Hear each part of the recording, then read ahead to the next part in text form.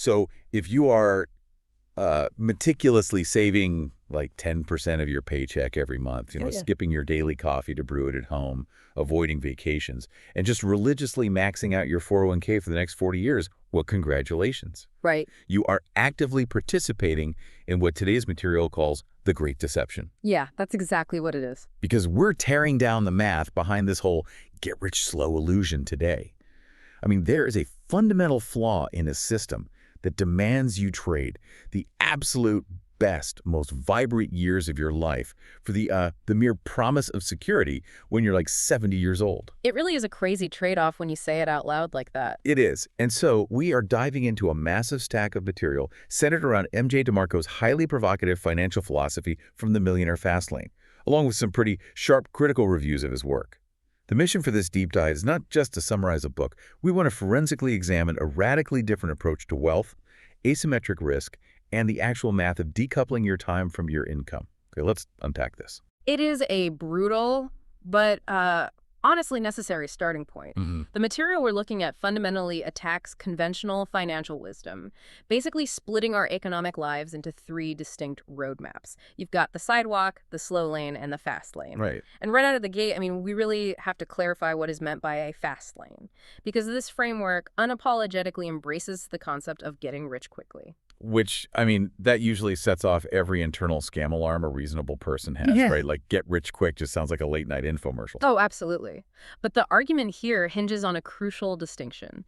The material argues that get rich quick is mathematically possible, but get rich easy is an absolute delusion. Okay. Yeah, the material proposes that wealth acceleration is a grueling, highly disciplined process. It's about creating immense value, shifting your entire psychological paradigm, and exploiting very specific mathematical levers. And we are going to dissect those exact levers today. So whether you're an aspiring founder, someone climbing the corporate ladder, or someone who just feels a profound sense of friction when looking at traditional retirement advice, this deep dive will challenge the bedrock of what we are all taught about money. It really will. But before we get into the heavy math of controllable, unlimited leverage or the sense framework, which we will get to, we have to look at the genesis of this philosophy. Because this isn't just born out of a spreadsheet, right? It stems from a very visceral realization about wealth and time. Yeah, the material frames this realization through an origin story. It serves as the psychological anchor for everything that follows. It details the author as a young guy in Chicago, self-described as a bit of a slacker, growing up without any particular athletic or academic advantages. Just normal kid. Exactly. Stuck in the default trajectory, entirely bought into the cultural narrative that wealth is reserved for the old or the extraordinarily lucky. But he has this singular, lingering obsession with the Lamborghini Countach. Oh man, the ultimate poster car. Right. To him, it's not just a car. It's the physical manifestation of ultimate success. And then one day, he actually encounters a real Lamborghini parked on the street. And the pivotal element of this story in the source material isn't the machine itself, right? It's the paradigm shift caused by the owner. Exactly. Because this young guy expects the door to open and to see an elderly gentleman.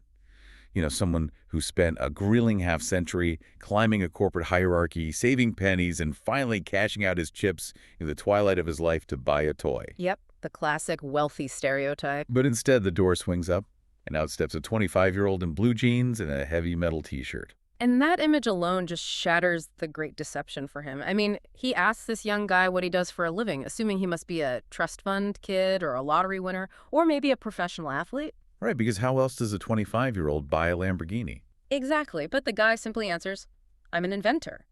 And in that incredibly brief exchange, the entire societal script is just dismantled.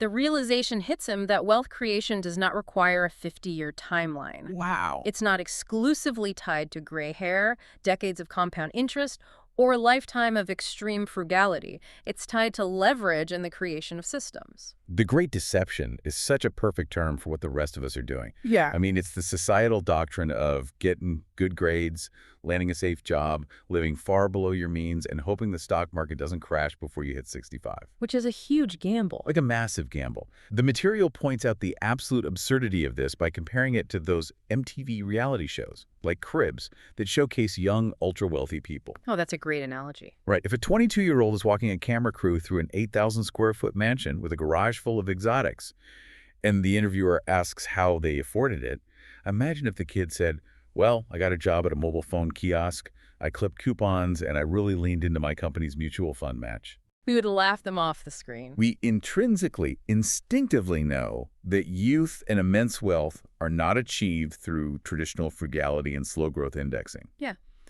So why is that the only map society hands us? Well, because society requires participants to keep the machinery moving. But by accepting that map, you're accepting what the material aggressively labels wealth in a wheelchair. Wealth in a wheelchair, that is rough. It's harsh, but the traditional system demands a 50-year gamble where you trade your active, vibrant years for a payoff at the very end of your biological clock. You are gambling that your health will hold up, gambling that corporate downsizing won't wipe you out in your 50s. That happens all the time. All the time. And gambling that macroeconomic disasters won't decimate your portfolio the exact year you decide to retire. So the golden years, under this framework, are exposed as a myth. True wealth has to include youth, health, and the actual capacity to realize your dreams while you have the physical and mental energy to enjoy them. Okay, so if we accept the premise that cutting coupons is a mathematical trap and that the get-rich-slow plan is fundamentally flawed, we need to look at the alternatives laid out in the text. Right. And the material starts by forcing us to examine the default path most people fall into when they reject future planning entirely. This is the first roadmap, the sidewalk. The sidewalk, yeah. But we need to be careful here, because I think the listener joining us for this deep dive already knows that maxing out credit cards on flat-screen TVs is a bad idea. We don't need a lecture on basic budgeting. What is the deeper structural problem of the sidewalk? Well, the structural problem is the mathematical equation that defines the sidewalker's reality, which is simply wealth equals income plus debt. Income plus debt. Exactly. The sidewalk is characterized by an absolute blindness to wealth accumulation. They prioritize immediate lifestyle maintenance instead. They rely on events to change their lives, hoping for a lottery win, a miraculous promotion, or maybe a lawsuit settlement, rather than engineering a process. They want the event without the process. Precisely. And because their wealth formula relies entirely on incoming cash flow and access to credit, they exist in a permanent state of being something from broke. Right. One medical emergency, one localized economic downturn, one broken transmission, and it all falls apart. Exactly. But I want to pause on this equation because there is an underlying assumption here that I think trips people up. When we talk about the sidewalk, the immediate visual is someone working minimum wage, struggling to make rent. Sure. But the material explicitly argues that professional athletes making $2 million a year or famous actors pulling in massive episodic fees can also be on the sidewalk. That feels super counterintuitive. If you're making $2 million a year, how on earth are you on the sidewalk? And that is the most insidious aspect of the sidewalk. It scales with income. The material introduces the concept of the income-rich sidewalker. The fundamental takeaway here is that financial discipline is entirely divorced from your gross income. Okay, break that down. So, if an athlete earns $2 million a year, but their newly adopted lifestyle demands that they spend $2.1 million on sprawling estates, luxury cars, and supporting an entourage, they are experiencing the exact same mathematical vulnerability as a person earning $30,000 and spending $32,000. Oh, wow. The scenery is far more glamorous, obviously, but the structural integrity of their financial life is identical. Because they haven't decoupled their wealth from their direct labor. The moment that athlete tears an ACL or the actor's show gets canceled, the income goes to zero, but the debt and the massive lifestyle overhead remain. Precisely. You cannot out-earn poor financial mechanics. If your underlying formula is wealth equals income plus debt, injecting more money into the system just scales up the magnitude of the eventual collapse. Which explains why we routinely see headlines of former superstars filing for bankruptcy, 3 years after retirement. Right. Their map didn't change. They just drove down the sidewalk in a much faster car. All right, so the sidewalk is a structural dead end, regardless of whether you're driving a rusted sedan or a Bentley. When sidewalkers eventually mature, maybe they take on a mortgage, have a family, and realize that living on the absolute precipice of ruin is terrifying, they usually graduate to the second roadmap, the slow lane. The famous slow lane. This is the path pushed by our parents, our universities, and nearly every financial planner on Earth. But the core argument of our material today is that this responsible path is actually a highly sophisticated trap. It really is considered a trap because its primary mechanism is the sacrifice of time. The Slowlane demands that you forfeit your present for a deferred, highly conditional future. You're trading the certainty of today for the hope of tomorrow. Right. But the most glaring inefficiency of the Slowlane is what the material calls the 5-for-2 trade. I want to focus on that 5-for-2 trade because when you strip away all the corporate jargon, it is a staggering compromise. You're essentially trading 5 days of your conscious life, Monday through Friday, for the privilege of getting 2 days of freedom on the weekend. It's terrible math. If a wealth manager offered you an investment where you consistently lose 60% of your principal, you would fire them immediately. Yet we accept a negative 60% return on our time without even blinking. And beyond that terrible time trade, the Slowlane is paralyzed by a fatal mathematical flaw called ULL. UL, okay. That stands for uncontrollable limited leverage. This is the absolute crux of why the Slowlane fails to produce rapid wealth. Your wealth in the Slowlane is tethered to variables you inherently cannot control and cannot scale. Give me an example. Well, first, it's tied to a job, which means your income relies on intrinsic value, your hourly rate or salary. But intrinsic value has a hard mathematical cap. Even if you are a world-class neurosurgeon earning $1,000 an hour, you are still constrained by the 24-hour day. You literally cannot physically work 1,000-hour days. Right, so that is the limited leverage part. There's a hard physical ceiling. Exactly. And the uncontrollable part is that you do not dictate the macroeconomic environment. You don't control corporate earnings. You don't control the stock market's yield. You don't control inflation. And you certainly don't control whether your CEO decides to downsize your department to appease shareholders. You've surrendered all leverage. You have surrendered all leverage over the primary drivers of your wealth. I think of it like trying to win a Formula One race on a high-end bicycle. You can pedal as hard as humanly possible. You can read every book on cycling technique. You can have the most impeccable work ethic, and you can literally bleed for your goal. But your vehicle has a strict, undeniable mathematical speed limit. Yes. A bicycle is never going to hit 200 miles an hour, no matter who is in the saddle. A salary job with a matching 401k is never going to generate $10 million in 5 years. The math simply does not support the outcome. That analogy perfectly isolates the problem, really. The vehicle itself is flawed. And this introduces a highly contentious critique in the material regarding mainstream financial advice called the paradox of practice. Oh, this part is fascinating. It is. The text points a massive spotlight at famous financial gurus. It uses pseudonyms that clearly hint at figures like Suze Orman or David Bach, the author who popularized the latte factor. Right, those figures are ubiquitous. They're on television every single day preaching slow lane methodologies. They command you to skip your morning coffee, clip coupons, blindly trust mutual funds, and rely on the magic of compound interest over 40 years. But the paradox is that these gurus did not build their massive personal fortunes by skipping lattes or waiting 40 years for an index fund to mature. No, they didn't. They built their wealth by operating in the fast lane. They wrote books, secured massive publishing deals, sold millions of copies globally, hosted syndicated television shows, and licensed their brands. They are selling the masses a slow lane map while they are actively navigating the fast lane in a private jet. It is a profound hypocrisy. They're teaching a wealth equation predicated on restriction and time while leveraging an entirely different equation, one based on scale and magnitude, to enrich themselves. Exactly. Furthermore, the material violently attacks the way compound interest is marketed to the middle class. Right, because compound interest is frequently touted as the ultimate, undeniable miracle of wealth creation. But the text argues that compound interest is actually a tool for the rich to create liquidity and preserve purchasing power. It is incredibly ineffective as a tool for the poor to build rapid initial wealth. Because of the time horizon. Yes. For compound interest to turn a modest monthly contribution into millions of dollars, it requires the one asset you absolutely cannot afford to risk: time. Decades of it. It requires 3, 4, or 5 decades. Starting with $500 a month and waiting 40 years to see meaningful returns is fundamentally different than starting with a $5 million liquidity event and living off a 5% yield today. Yeah, that makes sense. The Slowlaner relies on compound interest to do the heavy lifting of wealth creation. The Fastlaner relies on business systems to create wealth and uses compound interest merely to maintain it. Okay, so if the sidewalk is a structural dead end that leads to ruin, and the slow lane is a 50-year traffic jam built on uncontrollable variables and negative time trades, we really need to transition here. Right. If cutting coupons isn't the answer, and making a massive salary but spending it all isn't the answer, what is the actual mathematical lever we are missing?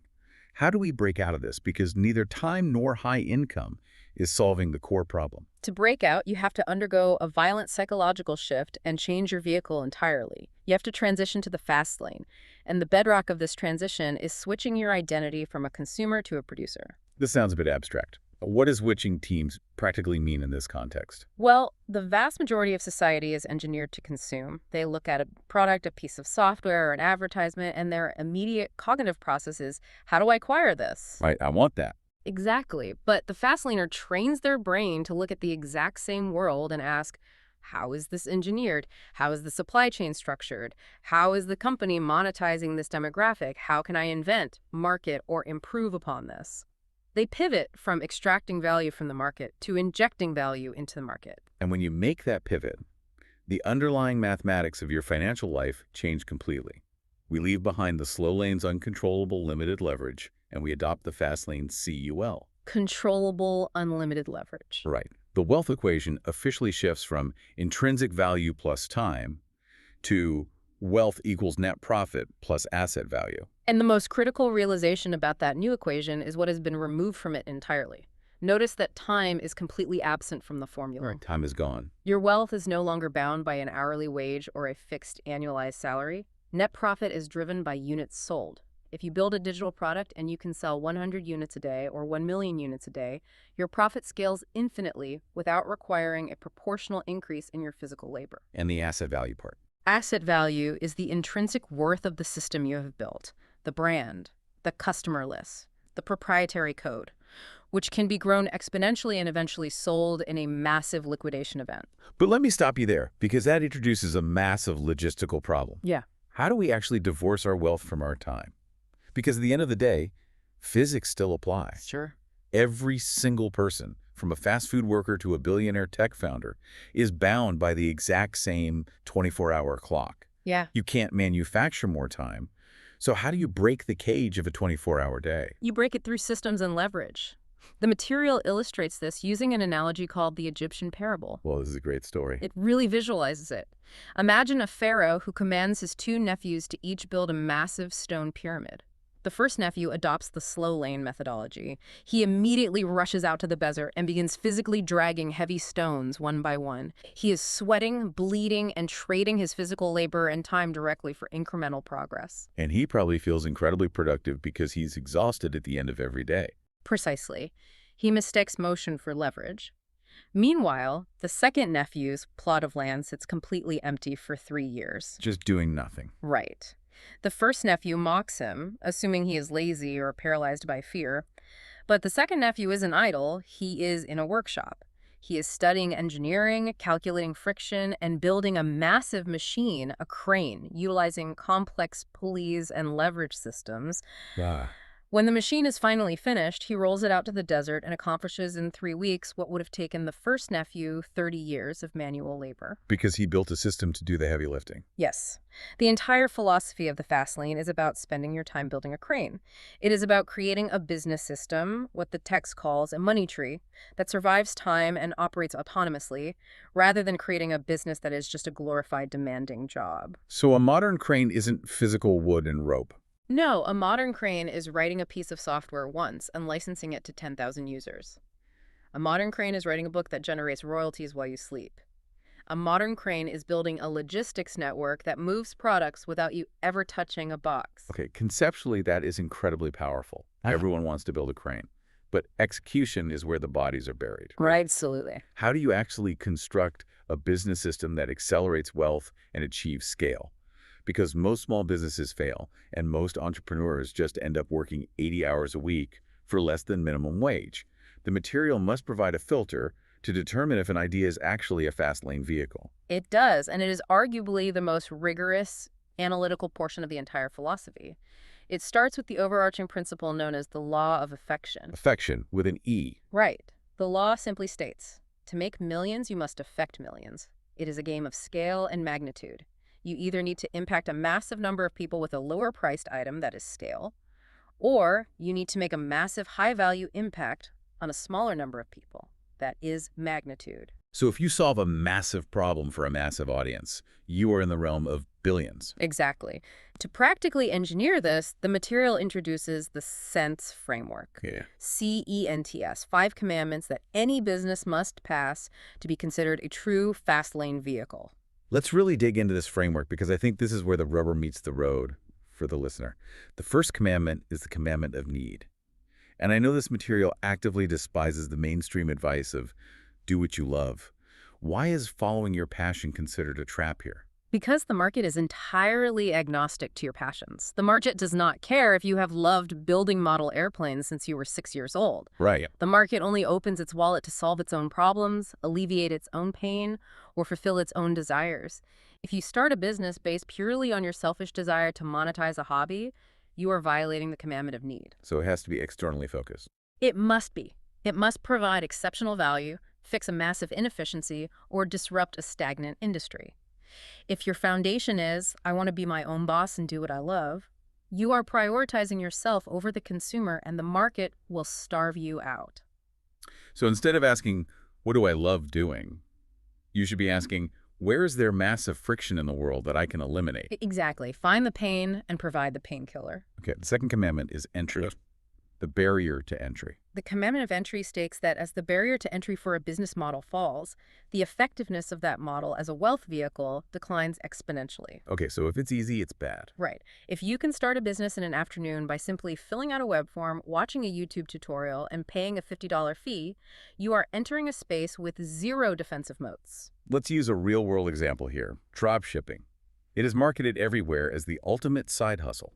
You don't hold inventory, you just set up a Shopify store and run Facebook ads. And that is exactly why it usually fails the commandment of entry. Because it is so easy to start, the market is instantly saturated with millions of people attempting the exact same arbitrage. It becomes a race to the bottom on pricing, margins are destroyed, and the only people truly getting wealthy are the ones selling the courses on how to start the dropshipping business. Wow, yeah. A true fast-lane vehicle requires a high barrier to entry. It requires proprietary code, complex logistics, significant capital, or highly specialized knowledge. You want the process of starting the business to be so difficult that it filters out 99% of your potential competition before you even launch. That makes perfect sense. The difficulty is the moat. Moving on to the third commandment. Control. I imagine this ties directly into the platforms we build on. If I have solved the need, and I've erected a barrier to entry, I still have to manage the operation. Where does control factor in? Control is about owning the driver's seat of your financial vehicle. You must control your pricing, your distribution, your product architecture, and your operational policies. The material violently warns against hitching your wagon to someone else's fast lane. What's an example of that? The most obvious violation of this is multi-level marketing, or MLMs. In an MLM, you do not control the product formulation, you do not control the compensation structure, and the parent company can terminate your distribution rights at their absolute discretion. You're just a cog in their machine. You are assuming all the risk of an entrepreneur while operating as an expendable soldier in the founder's wealth system. But doesn't this also apply to modern digital businesses? I mean, if my entire business model relies on a specific YouTube algorithm or my entire revenue stream is dependent on the Amazon FBA platform, I don't really have control, do I? Amazon can change their fee structure overnight and wipe out my margins. You have hit the nail on the head. That is platform risk. If a third-party algorithm or a corporate policy update can destroy your business overnight, you are violating the commandment of control. You are a passenger, not the driver. So you need your own platform. A fast-lane business seeks to own the platform, or at the very least diversify its distribution so heavily that no single entity holds the power to turn off its life support. Let's look at the fourth commandment. Scale. We touched on this with the law of affection, but how do we practically analyze scale? I want to pose a scenario. Okay. My uncle has owned a local diner in my hometown for 30 years. Yeah. He works incredibly hard, he is respected in the community, he provides great food, and he put his kids through college. Are we seriously arguing that because his diner is localized, his life's work is a failure under this model? Because that feels incredibly harsh and almost elitist. I get that. But it is not a moral judgment on your uncle's character or the value of hard work. It is a cold mathematical analysis of leverage. Your uncle has built a wonderful life, but he has built a slow lane business. Because it's local. Right.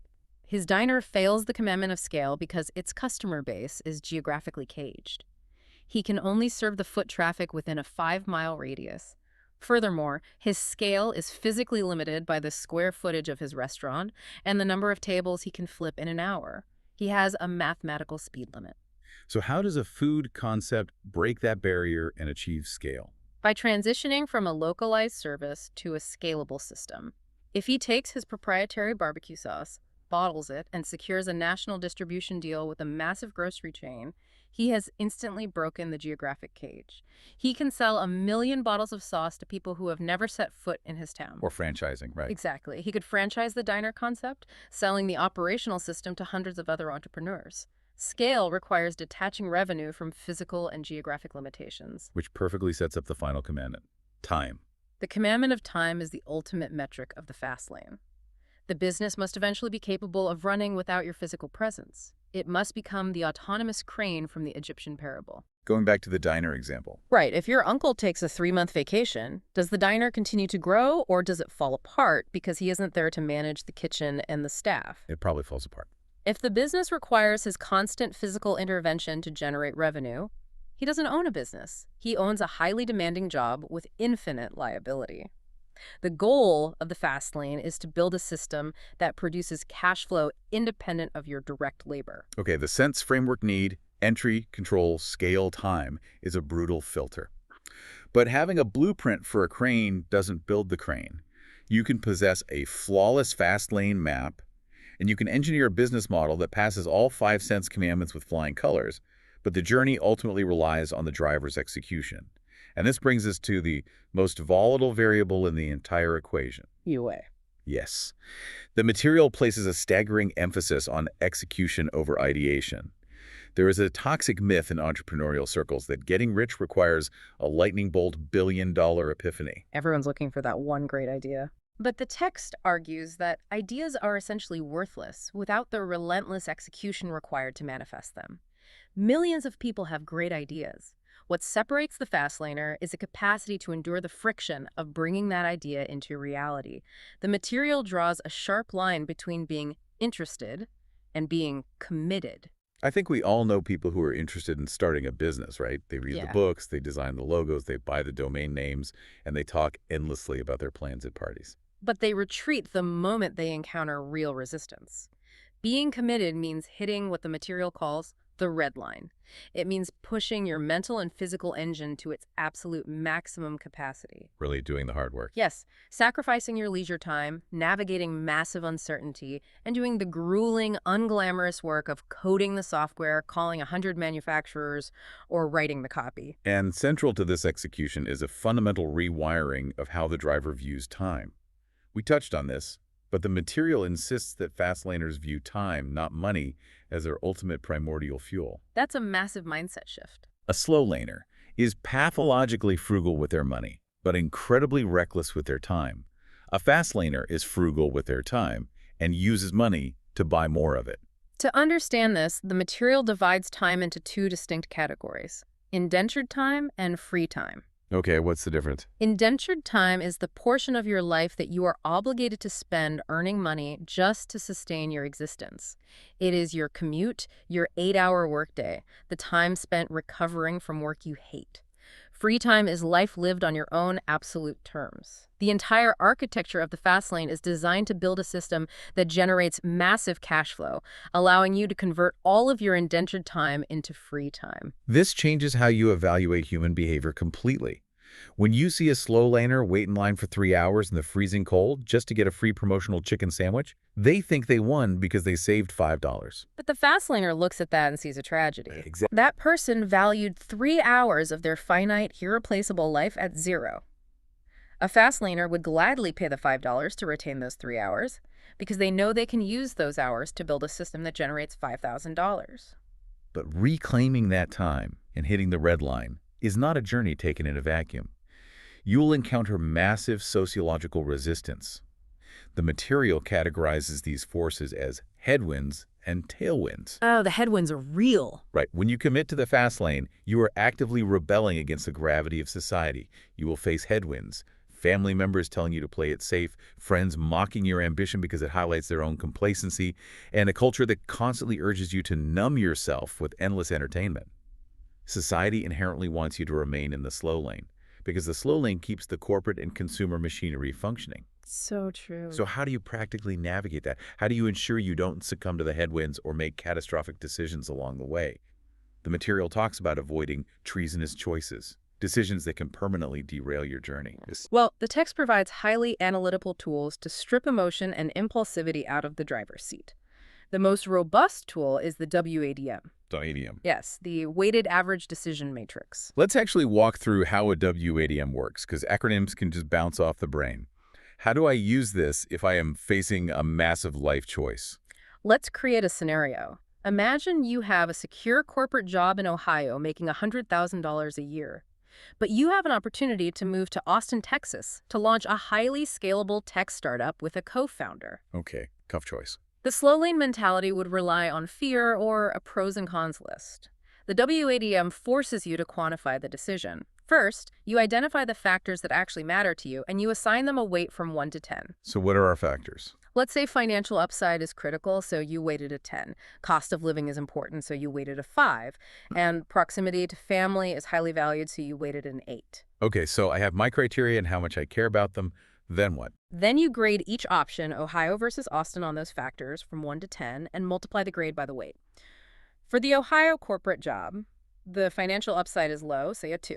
2 times the weight of 10 is 20. Yeah. The cost of living is great, an 8. 8 times 5 is 40. Proximity to family is perfect, a 10. 10 times 8 is 80. So the Ohio job scores a 140. And then we grade the startup. Exactly. For the Austin startup, financial upside is massive, a 9. 9 times 10 is 90. Cost of living is expensive, a 3. 3 times 5 is 15. Proximity to family is terrible, a 2. 2 times 8 is 16. The Austin startup scores a 121. Okay, so Ohio wins. In this specific matrix, the math dictates you stay in Ohio. But the genius of the WADM is that it forces you to confront your actual values. If you look at that score of 140 for Ohio and feel a knot of disappointment in your stomach, it means you weighted the matrix wrong. Oh, wow, that's powerful. It means you actually value financial upside and risk far more than proximity to family, and you need to adjust your reality. It objectifies complex decisions. That is a phenomenal tool to prevent self-sabotage. But speaking of objective analysis, as rigorous guides to this material, we cannot just swallow the author's entire thesis without chewing. We have to pump the brakes. Absolutely. We have examined the philosophy, but we also have a stack of critical reviews from platforms like Prime Investor and New Trader U. And they bring some intense, highly educated pushback against these claims that we have to address. It is entirely necessary to engage with the friction because no philosophy is bulletproof. The most prominent critique levied against the material is its use of mathematics, specifically the accusation of fuzzy, overly optimistic probability calculations used to justify the fast lane. Yes, the reviewers zero in on the book's claim that slowlaners have roughly a 17% chance of actually achieving wealth, pointing to the real dangers of market crashes, inflation, job losses, and health crises. Right. But then, the author seemingly turns around and claims that if a person aggressively follows the Fastlane guidelines, they have a miraculous 1 in 7 chance, roughly 14%, of becoming a multimillionaire in just 5 years. The critics call that comparison fundamentally ridiculous. And from a purely statistical standpoint, the critics have a very strong argument. Starting and scaling a business to multi-million-dollar valuations is an incredibly volatile, high-failure endeavor. The vast majority of startups fail. Exactly. To suggest that a novice entrepreneur has a statistically comparable chance of building a multi-million-dollar empire in 5 years, as an employee does of retiring comfortably after 40 years of saving, is arguably a massive use of survivor bias. The critics point out that the author uses a straw man argument to represent the slow lane assuming catastrophic failure at every turn, while using a steel man argument for the fast lane, assuming the entrepreneur successfully navigates incredibly complex business hurdles. And beyond the probability math, the critiques highlight a structural issue with the book itself, claiming it relies heavily on motivational rhetoric rather than concrete financial mechanics. Yes, the reviews argue that the material spends an enormous amount of time on psychology, on switching teams, shifting mindsets, and aggressive motivational posturing. But it lacks actionable, granular blueprints. Like actual steps. Right. It commands you to build a system that passes the sense framework and scales to millions, but it doesn't give you the tactical steps for how to write proprietary code, how to secure initial venture capital, how to source manufacturing from overseas, or how to navigate complex tax structures. The critics argue that it overshadows the gritty, difficult realities of financial education with the allure of a wealth shortcut. So reading these critiques, I have to ask the difficult question. Is this just another highly sophisticated infomercial? The material itself warns about get-rich-quick marketers who sell useless systems to vulnerable people. Is this entire philosophy just another one of those traps, repackaged with cooler terminology and aggressive analogies? It is a valid concern, but when we impartially synthesize both the original text and the harsh critiques, a nuanced picture emerges. We are not here to declare a winner, but to look at what the collective sources actually agree on. Even the harshest reviewers, while attacking the fuzzy math and the lack of step-by-step technical manuals, concede that the foundational principles of the material are immensely valuable. So they agree on the core ideas. Yes. They agree that shifting your identity from a consumer to a producer is an absolute prerequisite for wealth creation. They agree that the formula of controllable unlimited leverage, where wealth equals net profit plus asset value, is the factual mathematics used by the ultra-wealthy. And they agree that relying entirely on an employer and the stock market leaves you highly vulnerable to forces you cannot control. So the foundation of the philosophy is structurally sound, but the friction lies in the assumption of execution. Precisely. The collective takeaway is that the mindset shift is undeniably powerful, but the critics serve as a vital, sobering warning to you, the listener. Do not take the probability numbers as gospel. Do not assume that just because you have memorized the sense framework, the road will be easy. It's going to be hard. Executing a fast lane vehicle is chaotic, exhausting, and fraught with failure. It requires profound financial literacy, radical adaptability, and an extraordinary tolerance for asymmetric risk. It demands far more than just enthusiasm and a disdain for the 9-to-5 grind. The fast lane is a real mathematical reality, but it is a road paved with potholes. We have covered a staggering amount of ground today. We started by dismantling the illusion of wealth on the sidewalk, realizing that an income of $2 million still leads to ruin if the underlying equation is just income plus debt. Right. We explored the deep structural flaws of the slow lane, rejecting the uncontrollable limited leverage that demands we sacrifice our youth for a highly conditional payoff in our 70s. We then pivoted to the mechanics of the fast lane, exploring the necessity of becoming a producer and decoupling our wealth from our time by building scalable systems. We put those systems through the brutal filter of the sense framework need: entry, control, scale, and time.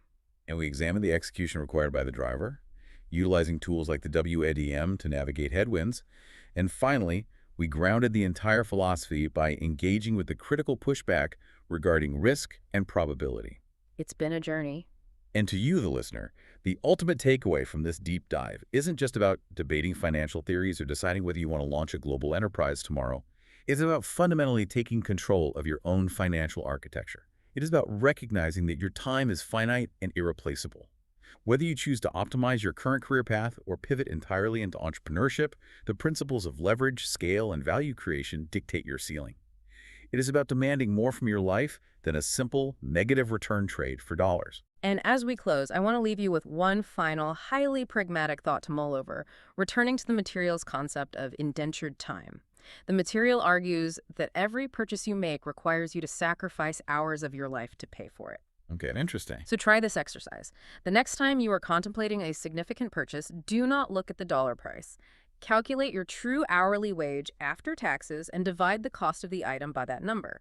When you look at a new car, a luxury watch, or an extravagant vacation, view the price tag entirely in the hours, days, or weeks of your finite life that you must surrender to possess it. Ask yourself, are you buying a luxury, or are you actively financing your own servitude?